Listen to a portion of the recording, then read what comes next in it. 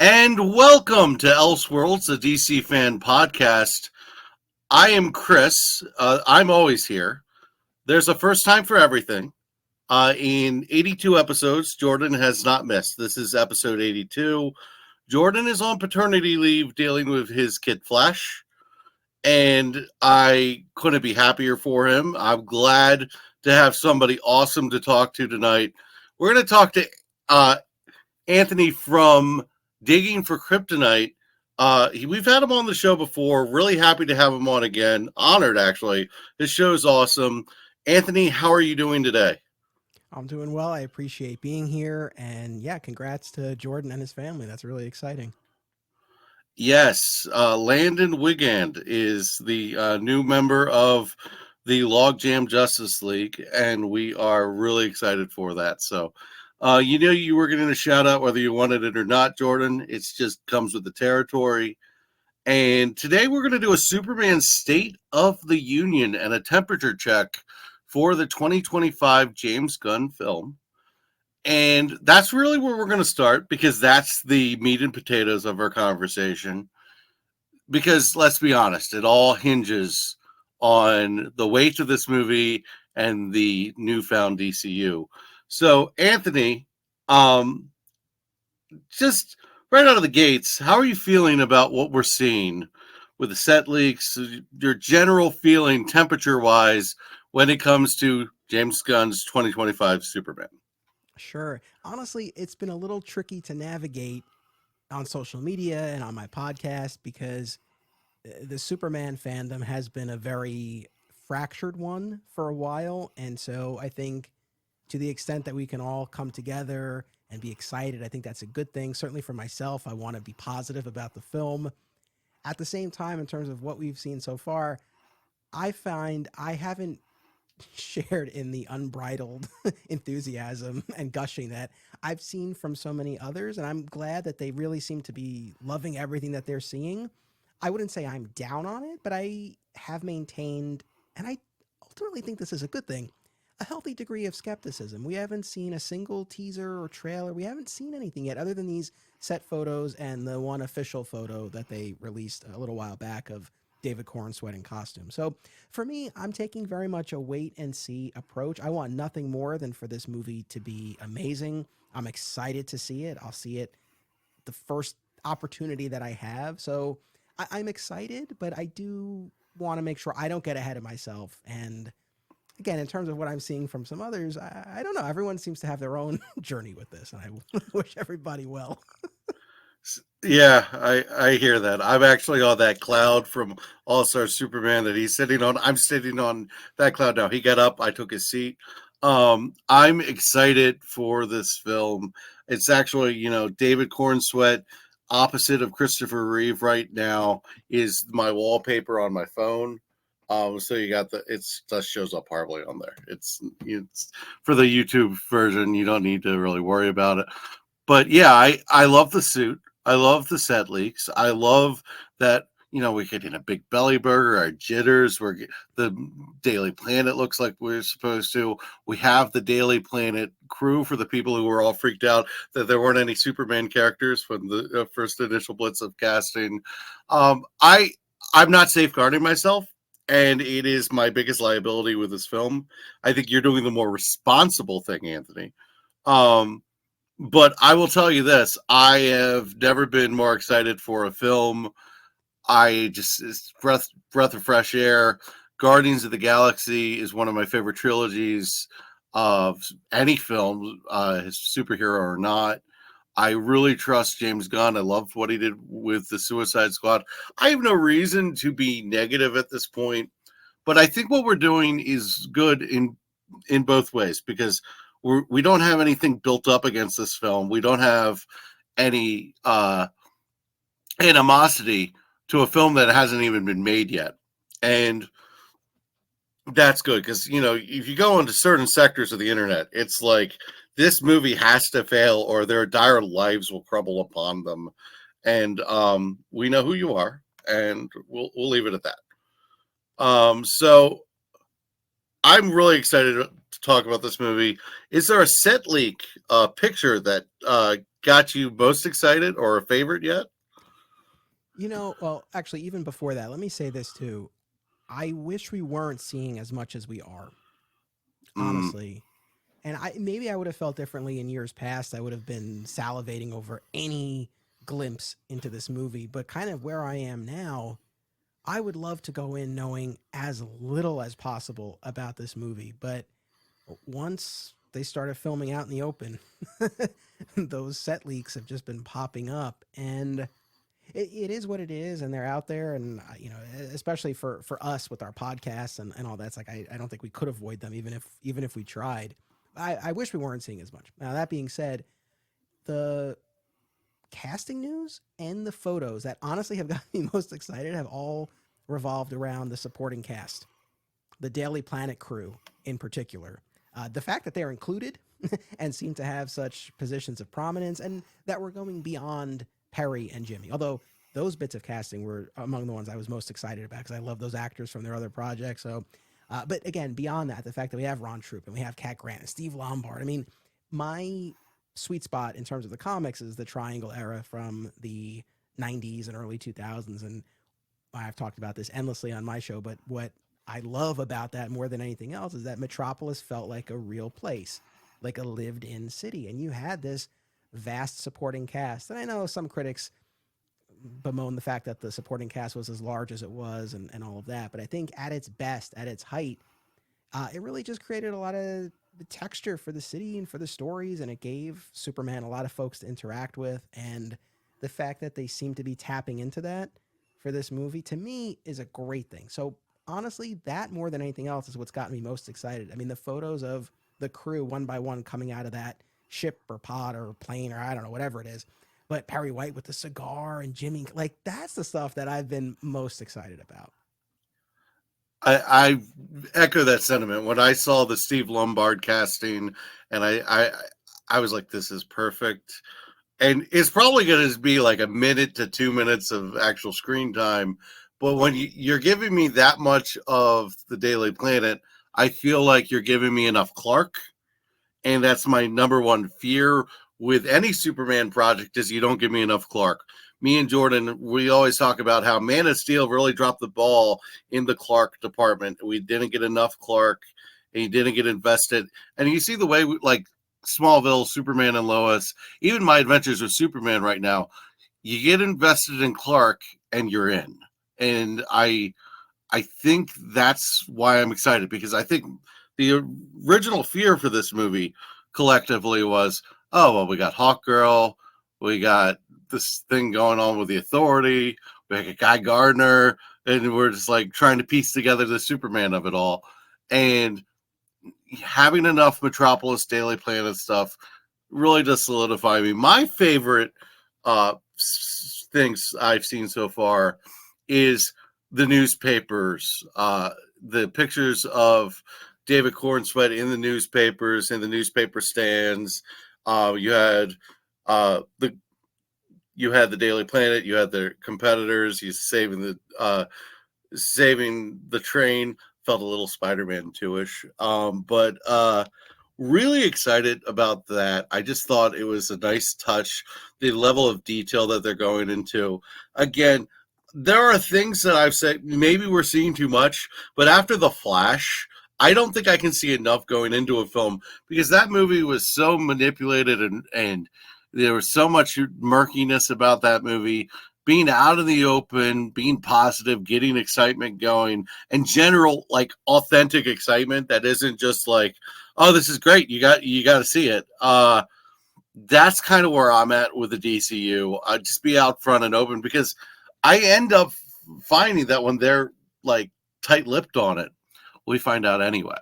I think it's calculated too. I think there's a lot of stuff we're seeing on purpose because I think they want you talking about the film. I could be wrong, but that's my favorite so far. So that's cool. And so we kind of already talked about your concerns. We're seeing too much. Is there anything that's just a thorn in your side that's just annoyed you so far? I don't know that anything's annoyed me per se. I remain kind of on the fence about the costume.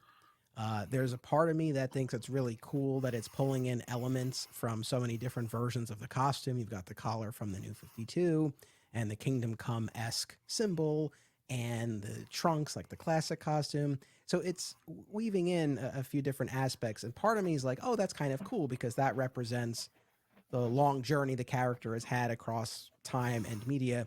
But then there's another part of me that wishes that they had just picked one costume and had done a straight adaptation of it. And I look at, believe it or not, but the CW, and I look at that Fleischer costume that Tyler Hoechlin wore in the pilot, and then one of the flashback episodes of Superman and Lois, and the Brandon Routh Kingdom Come costume from the Crisis crossover, and those looked great in the set photos on camera as well in the finished product. And I'm like, oh, it's really cool if we just kind of picked one and did that. But I don't know. I remain on the fence. Like I really need to see it on camera in the actual trailer and then film and see how it works. But that's the thing that I'm just not sure yet. But are you sold on the costume?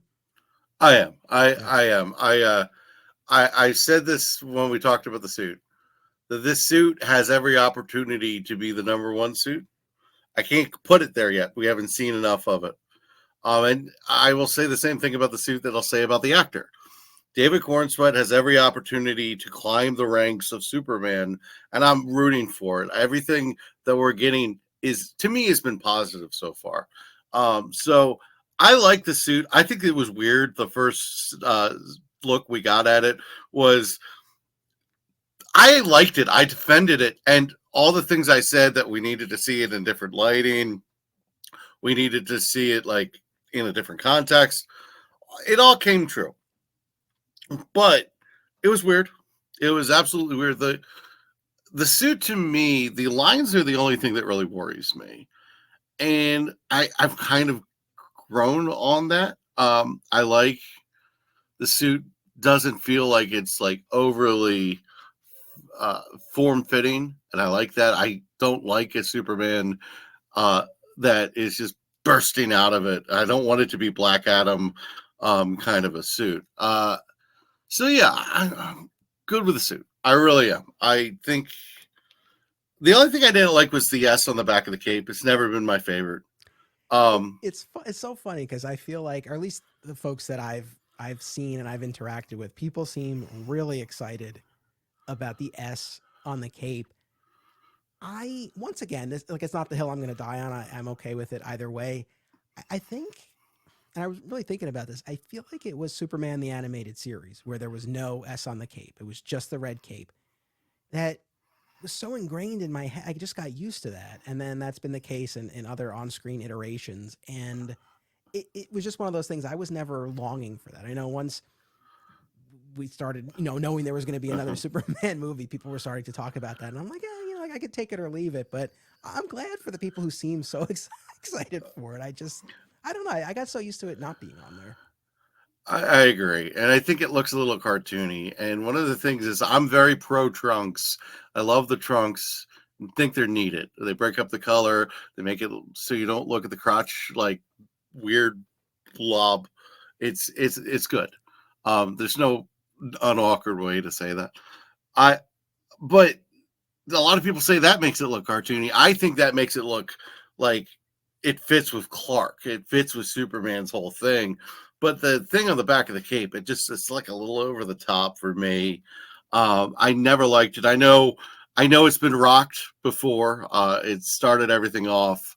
But I feel like I grew up without it. I think you're right. I feel like I grew up without it. So it's such a small detail for me. It doesn't ruin it. But I would have left it off if it were up to me. If that's my biggest complaint about the suit, though, I'm pretty happy. Yeah, no, I'm glad you're so happy. But Yeah. I'm glad you're so excited about it. And this was another thing I was thinking about because I think there are a couple of reasons why I've tried to temper my expectations with this. And I think the biggest thing, and this is what really dawned on me, I was born in 87, the year that The Quest for Peace released. So obviously I wasn't seeing that in theaters at the time. So I've had two instances in my lifetime of going to the movie theater and seeing a new solo Superman movie. Returns in 2006, Man of Steel in 2013. And I came out of Superman Returns really disappointed, and then I came to appreciate that movie in time. I came out of Man of Steel mixed, came to love it in time. But I didn't come out of either viewing feeling the way I wanted to feel. And I think part of the reason for that was that I went in with expectations that were probably way too high. I had so much riding on those movie going experiences, and as excited as I am now, I want nothing more than to come out of this movie going experience feeling the way I've always wanted to feel with those other movies. And I don't know what will get me there, but trying to kind of measure my expectations and just kind of take that wait and see approach is different than how I've approached it in the past. So hopefully that'll serve me well. I enjoy the DCEU, but I always felt like I had to defend it.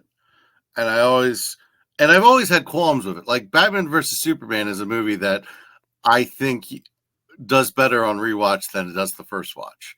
Like, I don't think there's anyone who watches Batman versus Superman Ultimate Edition or not that says that first time, God, one of the best movies of all time. And if there is, you're lying to yourself.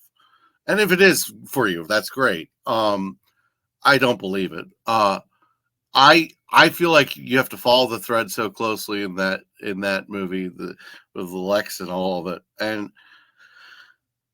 I like that movie, but I really had to work on it. Like I watched it 4 times, and there was a part of me. It was like the third time I was like, oh, it clicked. I got parts of it that I didn't get before.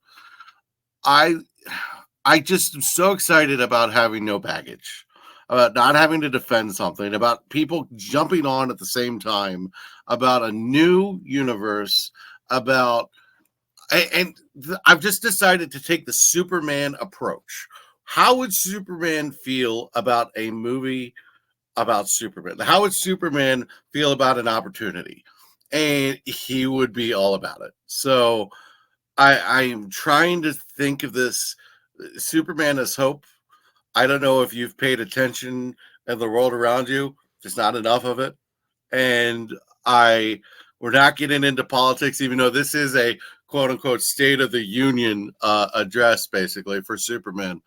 We're not getting into all of that mess. But yeah, I just want hope, and I just want to be excited about it. And I found with movies, especially the superhero thing, the ride to the movie and after the movie is kind of the fun for me. I like seeing it in the theater, but the Batman 2022 is a really good example of a movie I obsessed about. It came out, and that one you had even longer because of COVID and everything. There's so much buildup, and then it actually hit, and is one of the greatest like wins cinema wise that I've had. And I want another moment like that, and that's where I'm going here. And then it's funny because Ron, love you, buddy, but he doesn't like the Batman, and it's just like, and I'm just like, I'm talking to him, and I'm just like, there's a little thing in my mind, and I'm just going, how? And I'm sure there's going to be people who don't like the 2025 film. I already know I could be one of them. It's possible. I'm choosing not to look at it that way. Yeah, no, right on. And again, just in terms of what you were saying as far as the lead up to it and then the aftermath, this is really the first time I'm experiencing again certainly a solo Superman movie in the time that I've been doing my podcast, and that adds a whole other dimension to it as well. Whereas in the past, I've experienced it as a fan, and now we have this space to talk about it and bring in other people and share our thoughts, and and I don't take any of that lightly, and that adds a whole other component to it as well. I mean, and obviously we've had new DC projects along the way over these past few years, but nothing quite to the level of this in terms of just the scale and the stakes of it and wanting it to be good. So yeah, I mean, I think honestly, I'm really excited to get to that point of going to the theater and watching it.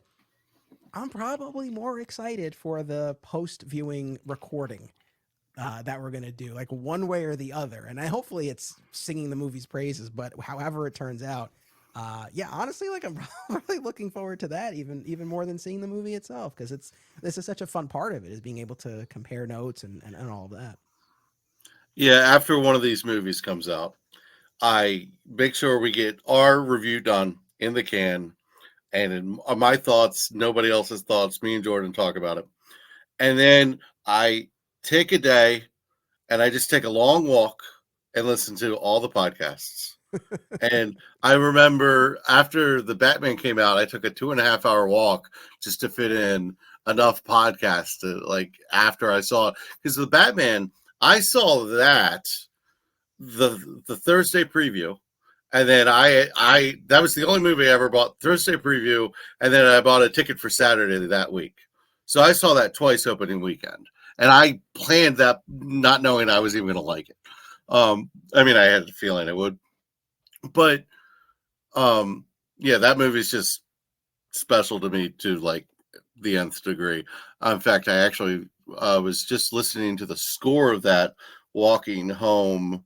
I'm not walking home, walking to my car at Towson from my long hike to my class to the parking garage. Um, and it's just the sunset was like in a weird spot. It was late, we got off around 8, and it just reminded me of the Batman and the motorcycle scene where they're chasing and they go the separate ways. But That's funny. so I had to put that on them. I had my headphones on. Total divergence, but that's kind of the fun of podcasting. We total divergence. Little bit here. So we kind of talked about the Superman movie. There's only two more things I'm going to ask you. A big kind of small conversation about it, and then a question that's going to lead into the grander State of the Union for Superman. The little discussion is, what are your feelings about the Lord Tech logos on the Guy Gardner and the Hawk Girl and the superheroes existing, and you're seeing the Hall of Justice stuff? What are your feelings about the way they're going there? And are we putting too much into it? Are we getting Justice League International? Is there just too much being thought about right now? Um, just give me a bit on that. Yeah, I don't know. I mean, yes, obviously a lot of speculation about these other heroes and their role. I It's weird because I feel like what people have been predicting, myself included, I feel like it's going to be proven true. I mean, I have a good sense, I think, from what we've heard, what we've seen, kind of this idea of this corporate sponsored team that operates in some way that doesn't line up with Superman, that doesn't reflect his approach, his values, and that will cause tension. And I would imagine by the end of the movie, if not sooner, they'll kind of come around to his side of things, or at least some of them will. And at the outset, that's why they all have this similar type of branded uniform from from Maxwell Lord. So I could be totally wrong, but I don't know. I mean, that really kind of seems like that's where we're headed. And I think there's value in that kind of story because when you create that juxtaposition, then that allows you to highlight what you want to show about Superman. And well, I don't know what form that will take, if they are too rash in their actions or too violent. Or I mean, I don't know what. Like, we'll see. But I think that core idea of that opposition, I feel like that'll bear out. And again, I think there's potential in that. I know a concern has been just the volume of these other heroes in the movie and the risk of Superman kind of getting crowded out. And I hope that doesn't end up being the case. That's one instance where even within my healthy skepticism, I really do have faith in Gunn that this really ultimately will be a Superman centric movie. I know one theory, and I always repeat this because it was intriguing to me. Well, this will be curious to see if it bears out. But one of the bits of speculation was that Clark's relationship with the Daily Planet staff will kind of mirror the dynamic with some of these other superheroes. That like Steve Lombard will be akin to Guy Gardner, right? That kind of That makes sense. that over the top bully sort of Yeah. dynamic.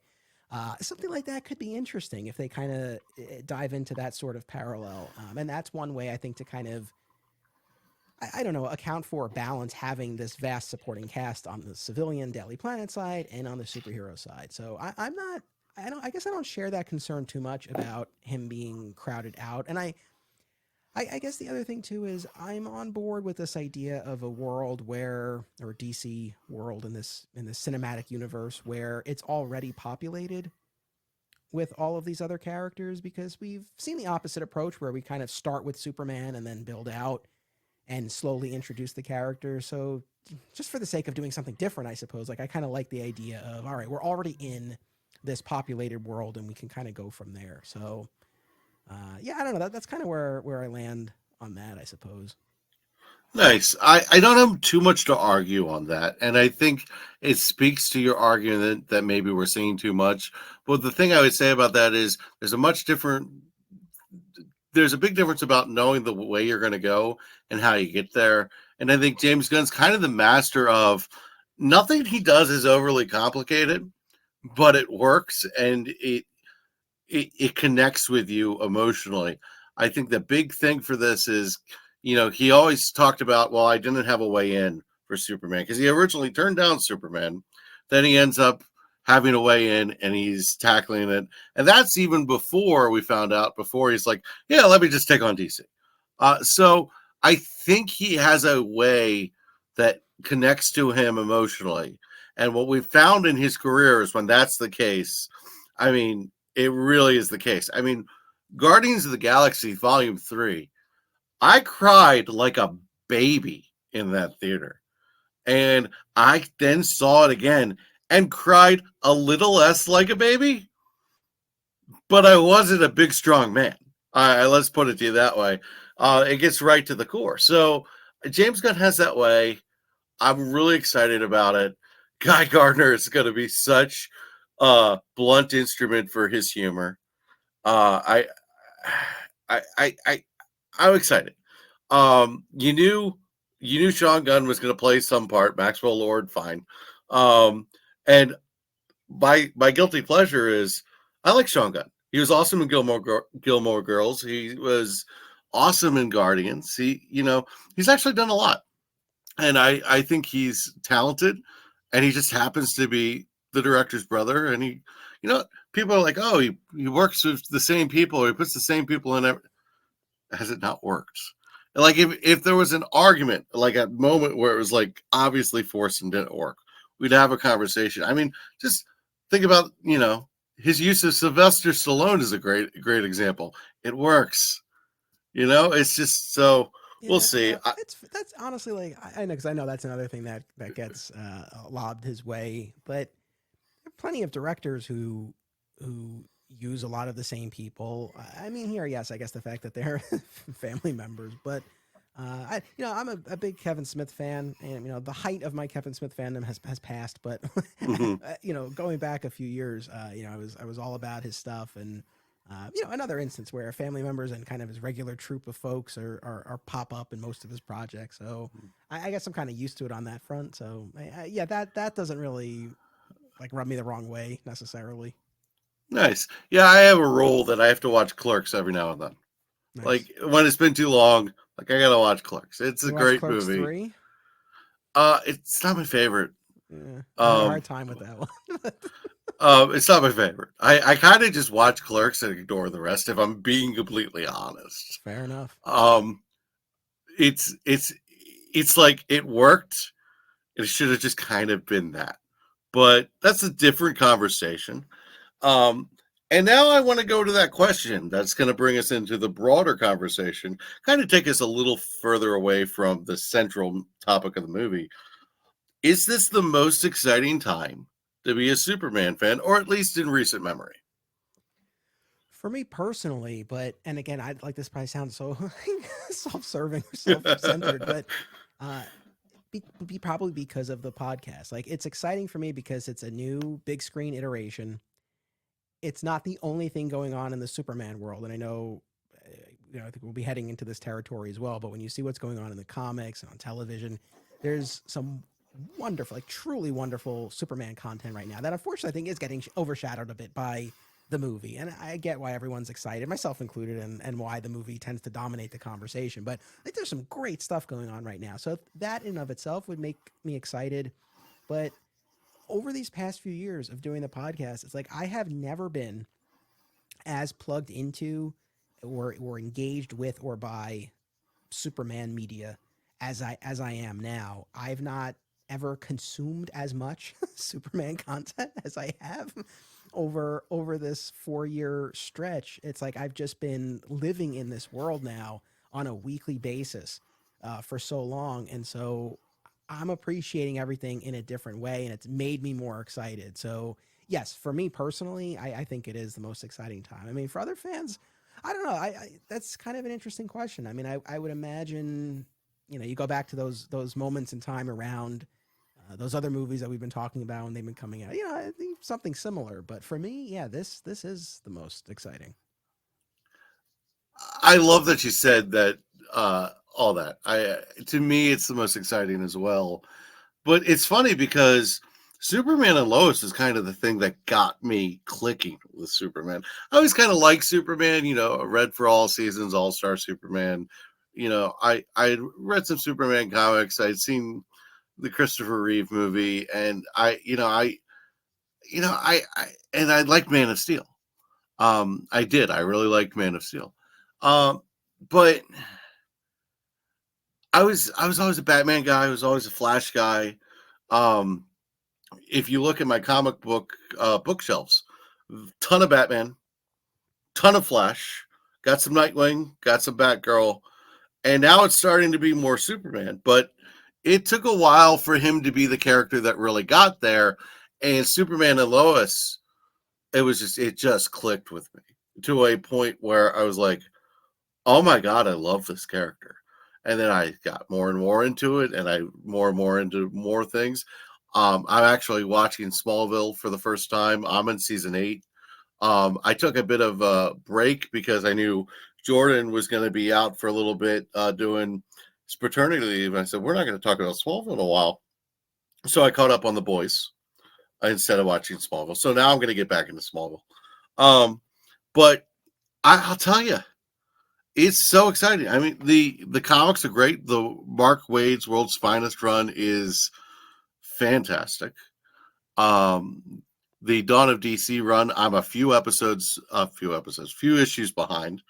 Um, but I really, really like what they did with that stuff. And the Lex talking through prison to him, like it's just like really good, smart ideas. Supercorp instead of Luther. It's really cool. Good stuff. So yeah, I have having so much fun being a Superman fan. I actually wear the Superman hat almost every day because it's a comfortable hat. Like I got it because I was like getting into Superman, and it's like, oh, this is just like a good, comfortable hat. And after the Ravens season, because I tend to wear a Ravens hat just about every day, and I wore the same hat. I bought it at the beginning of the season, and I wore it. And then after the championship game with the Chiefs, I was just like, I can't even look at it. So I need a new Ravens hat for this season. Getting ready for training camp. I'll probably start having some purple on my head instead of some Superman. But yeah, I think this is the most exciting time for Superman. I think it's the time that connects with me the most because before it was Superman's cool, but Batman. Fair enough. For me, it's always been Superman. Although Batman is a close second. In fairness, but it's always been Superman. But yeah, I mean, I think the comics have been great for I would say really for a good bit now. I was a huge fan of the Philip Kennedy Johnson run on Action Comics, War World Saga, all of that. And what Joshua Williamson has been doing on the main Superman title, what you were referencing with Lex in prison, Yeah. collaborating with Superman. We just did our episode or recorded it on the House of Brainiac storyline, which I really liked. My guests for that episode were not as hot on it. I felt like I was really fighting the battle for that comic book storyline in that episode. But I liked it a lot. So I've really been enjoying the books, and Superman and Lois truly is amazing. I'm glad that we're getting this farewell season. I hope it lives up to what the rest of the series has been. And then I mean, my adventures with Superman, I it's like I don't want to make any bold declarations, but I don't know. It might have overtaken Superman the animated series when we talk about Superman and animation for me. It's been so good. I'm not all the way caught up on season 2 yet, but I'm a few episodes in, and I've just really been having a great time with it. I don't know that it overtakes anything that's come in the past. What I will say is it's the most fun. Like it's just fun. It's like just it's one of the best shows to watch before bed because there's a lot of bad things to watch before bed.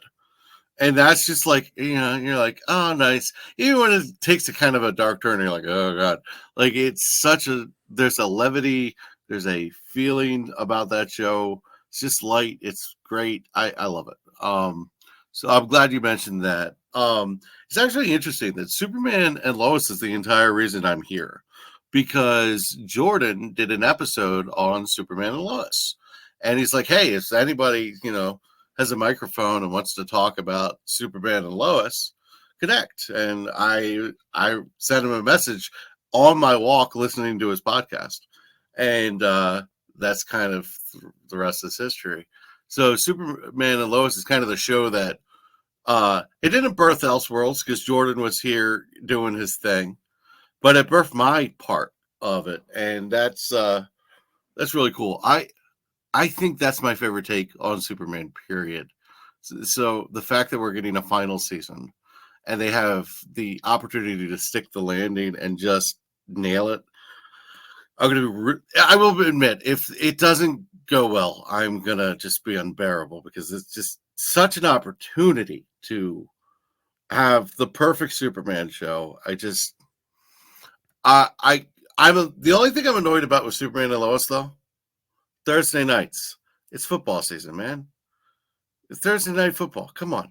There are going to be ones I watch recording. There's going to be ones I'm like, screw it. I'm going to watch this and then watch the rest of the game. But, yeah, it's so fun. Oh, I'm glad that you've loved it so much and that it's played that pivotal role in your fandom and brought you into this podcast. I mean, that's really awesome. No, it's funny now because I am such a fan of it, but when I think back a few years ago, I was really skeptical about Superman and Lois going in. At its best, I really did enjoy the Arrowverse, and I watched all of the shows, some of them to their conclusion, most not, unfortunately. But at least through the Crisis crossover, and again, really for years, I really enjoyed those shows. But I felt like they all just were kind of falling off as they went along, and what little we saw of Tyler Hoechlin and Bitsy Tulloch as Clark and Lois in the Arrowverse was solid. I mean, I wasn't turned off by it, but at I wasn't necessarily chomping at the bit for more of that version per se. And so the notion of another Arrowverse show, it just didn't really light my fire. And then I remember, seeing those first previews, and it right from the jump, you could see, okay, this has a different aesthetic. It has a different feel. I was still a bit skeptical, but then watching that pilot, I mean, I was so blown away by what that show was able to accomplish. And you mentioned Smallville. Smallville is to me what I think Superman and Lois is to you.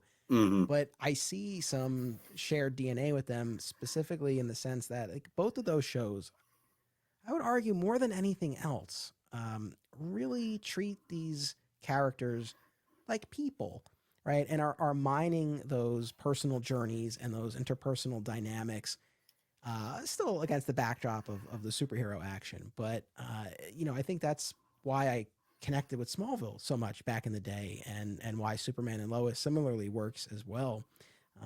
So yeah, I mean, I'm cautiously optimistic about the final season, these last 10. No, I am too. I keep thinking like it's my random thought moment where you're just like it pops in your head. I'm like, what are they gonna do? He's on the moon with Doomsday. You can't kill him. I'm thinking Phantom Zone, but we haven't really gotten that in Superman and Lois. So I'm like, what are they gonna do? So I'm really interested in that. Really, it's funny because you talk about Smallville, and it's like I love Smallville. I'm always a little hesitant to talk about how much I love it because it's not going to connect to me the way that it connects to Jordan, the way that it connects to you, because you guys, you kind of grew up with it. You watched it. It was a big part of your life for a long time. It's like the way I feel about the Arkham games, you know, it's like the way I feel about Batman, the animated series, so I get that. So I enjoy Smallville though, and Clark in Smallville, it just makes so much sense, and it's such a well done story, and the actors are for the CW. Let's be honest, that is the best cast uh, CW show. I think Grant Gustin is probably the best casting overall for in terms of a superhero TV show on the CW. I think Melissa Benoist was spot on for Supergirl, but Smallville's cast was fantastic. Michael Rosenbaum, to me, is the heart of the show. So when uh, you get into season 8, there's no more Rosenbaum. You're just like, what? So Yeah, yeah, season eight. that one's Season 8 has its highs and lows. 9 is terrific though, but yeah, those post Rosenbaum years, it becomes something else. But I think it needed to. But no, I mean going back to the outset of the show, I mean that was like glory days of the WB, man. I mean mhm. that was it. And yeah, I mean I talk about this all the time. And I was the same age as Clark, and I watched every week for 10 years. I mean it cemented itself in in my head and my heart and my fandom in a way that I don't nothing else ever has, and I don't think ever really could. Because that's the other thing too. I always think about the age I was, for 13, 14, when it came on. It's like it was just the sweet spot because I was old enough that I was appreciating what the show was doing, but like still young enough that I could buy into it and suspend my disbelief, right, in a way that like watching it now at 37, like maybe I wouldn't as much. So I think it just like it hit at exactly the right time for me. But then I always say like with Superman and Lois, and it's the gift of the Superman mythology, how it always provides. I mean, Smallville hit, gave us a Clark Kent as a freshman in high school when I was a freshman in high school, and then Superman and Lois comes along and features him as a father right after I became a dad. So it's like it's it's amazing, and that was definitely a huge part of why I connected with that show, even though obviously the kids are teens in that. But Mhm. so it's funny how that works out. I'm starting to think Superman should just always be a dad, especially with the Jonathan Kent stuff in the comics. I like when Superman's a dad. I really enjoy that. But I've always kind of said that Superman is kind of an older man's character. And that's actually the problem with Superman. I feel like back in the day, it was wish fulfillment. It was like, hey, kids, look at this comic book. But now it's, to me, there's a point where you have when you're a teenager, you're almost jaded to a lot of the Superman stuff, and it doesn't connect to you.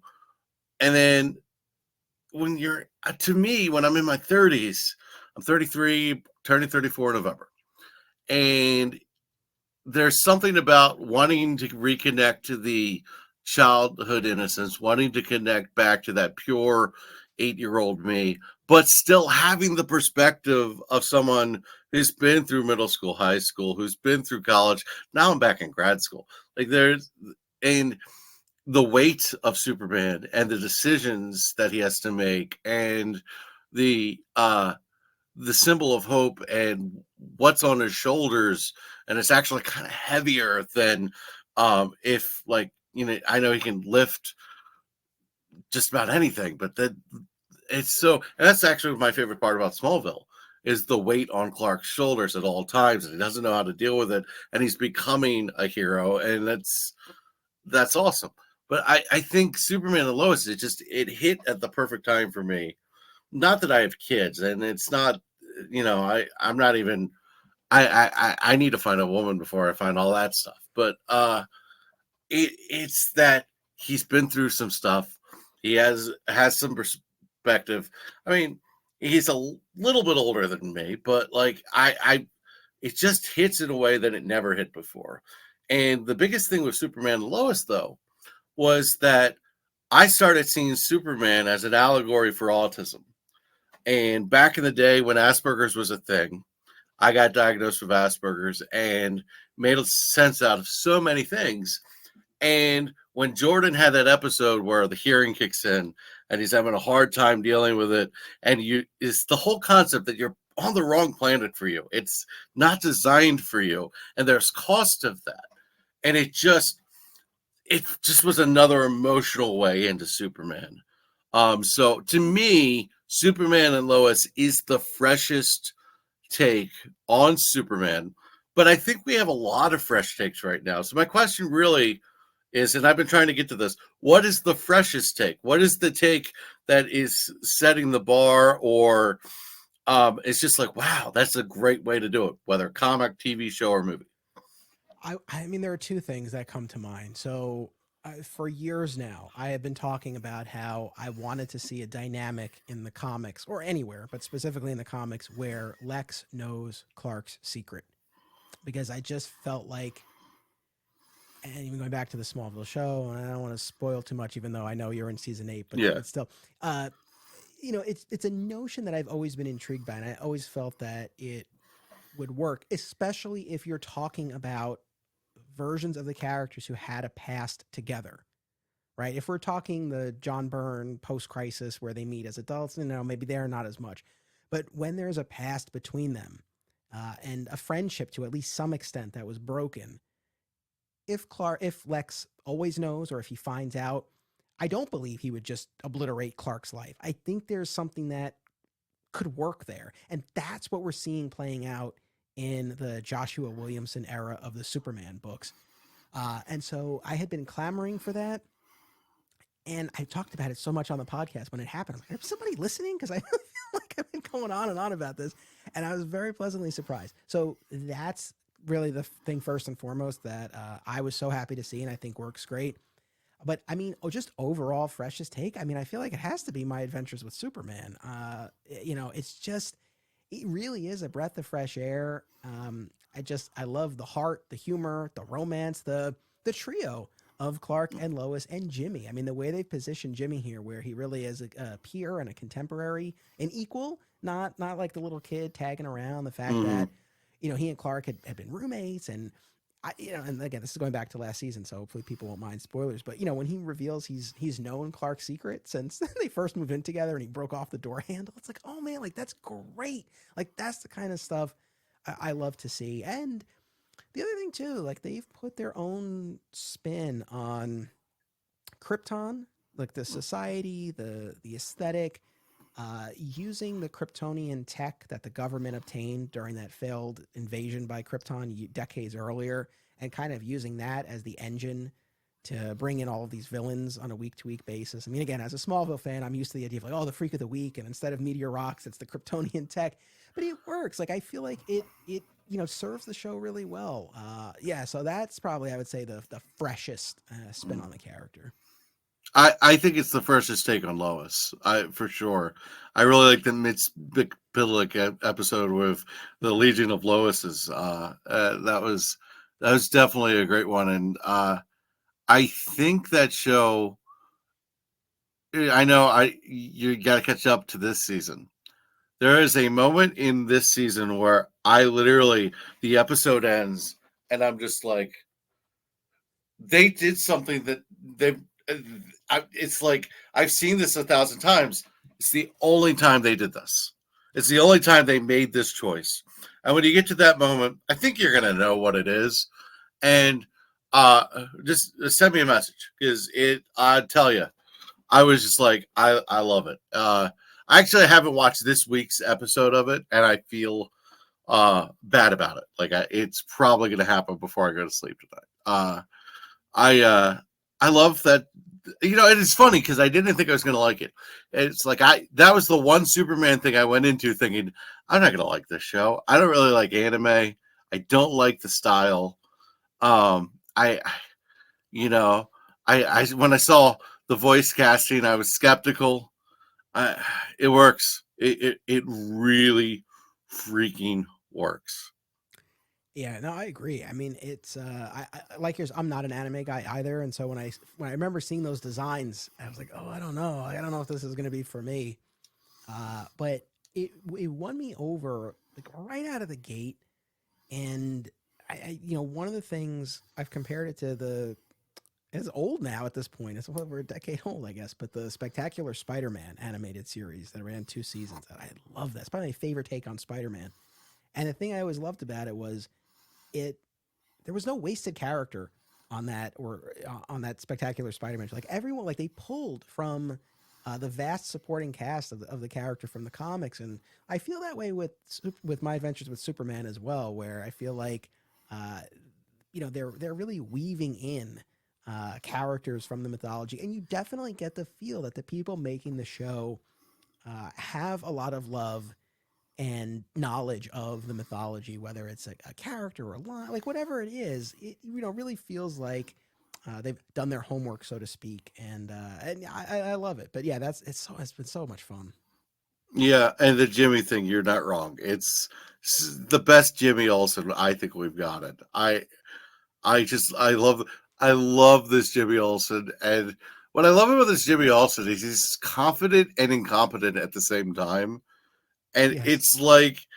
it's so it's so real. Like it's like there's no like Lois is like unhinged crazy, but like in a cool way. Clark is just so loving and warm, and it's just like I love the show. Yeah, we could talk about that forever, but I guess really the last thing I want to talk about, because I feel like we've had the scope of it. I did want to say the Joshua Williams run, the villain, the Chained, was probably my favorite thing with it. Like I was just like, that's a cool concept. Like I was like, dude, this is freaking, like it had like a Magneto kind of Lex Luthor power suit almost vibe. Like it was like I don't know what this is supposed to be in terms of where they got it from and what they're trying to do. And to my knowledge, it's the first time he's been. You might be like, oh, actually, he was in, but because I know you're a historian. But I love that. I love that. And then we'll wrap up to the final points. But if you wanted to say anything about that. No, I love that arc a lot. I mean, just and his run generally. I mean, like this hidden past of Lex's, that he had this attempt at heroism when he first got to Mm-hmm. Metropolis, and yeah, all this business about the chain, this underground underwater prison that Lex developed, and how the chain's tactile telekinesis was a precursor to what Connor Kent Superboy would have, though he hasn't tapped into its full potential yet. Not unlike my adventures with Superman, the thing with Williamson, and I think why I've enjoyed the run, or part of why I've enjoyed the run so much, is that like he clearly has a lot of love for that triangle era of the comics, the same way I do, because I'm seeing it just in terms of the characters, references, the once again the building up of Metropolis as that very lived-in world. It's just for me, it just sings, and I'm like, oh, I feel like we have a similar touchstone in terms of what we grew up reading and what resonates with us, and so to see that injected back into the books in a way, because I've enjoyed the books over the years, but that aspect specifically that we got in the Triangle era, like I don't feel like we've really seen it, at least not to the extent that we've been getting recently. So yeah, no, I've been a big fan, and that Chained arc in particular was great, and we had Superman 850, the anniversary issue, in the midst of all of that, and it brought in Lex's mother, and it brought back Lena Luthor, his daughter. I mean, I was very happy reading all of that. Yeah, I stopped right before the House of Brainiac thing, and that's where I'm going to pick back up. So, Yeah. um, I didn't, I didn't want to go too far in that one way or the other because I still need to. I still got some homework to do. Life is crazy, and there's too much to follow. But yeah, I find myself doing spurts with current runs right now. If I've decided I'm going to follow it, I do it in spurts rather than as regularly as I should. All right, the final thing that we're going to talk about, and we've kind of touched on this, but it's the final question on my outline, and I'm a completionist. Is the pressure of the DCU a good thing for the character, or ultimately is it going to take things down? Or is it bad that we're going to kind of see Superman and Lois wrap up? Well, you're not going to want to compete with the movie as much. Is the pressure and the singularity focus on James Gunn's 2025 movie a good thing for the character that will propel it, or is it kind of scaling things back a bit? What's your take there? So, and if I misunderstood the question, let me know. But I'll be positive and say that I think the fact that there's so many eyes on this, I like to think is a good thing, even though again people are going in different directions with it. But the fact that there's this level of I mean, every time you see these photos pop up, it's Superman is trending right on Twitter, and like that's it's cool that there's that level of interest and chatter and excitement. So I think that's a positive. I think a lot of this will come down to the studio response, and again, not to take us afield with the previous DC regime, but there I think that was a big problem where there was a certain reaction to some of the films, and they deviated from the plan that they originally had, and they never regained their footing. And I feel like they could have at various points in different ways, but they never did, and that's a separate conversation. But kind of along those lines, this pressure, is it good? I mean, I don't know, because when the Superman movie comes out, depending on how it performs critically and commercially, I don't know what the Warner Brothers Discovery takeaway is going to be. And, one of the things that I've really come to appreciate is this character will, I think it's fair to say, will always endure across media in some way, shape, or form. But, there have been long stretches of the character not being on the big screen, at least. We had a lengthy gap between Quest for Peace and Superman Returns, a shorter one between Returns and Man of Steel, a decent sized one now between Man of Steel and this new one. And yes, of course, he was in the other films in between, but they weren't solo Superman movies. So all to say, and I don't know if this is a firm answer to your question, but it's just we can't take for granted that he'll just always be on the big screen. It's it's got to land, and I think. I hope that the studio is committed to this vision that Gunn has sold them on. Because if they're not, and they kind of start throwing stuff out and trying to pivot in the middle of all of this, we've seen that happen before, and I don't think it served anybody well. So,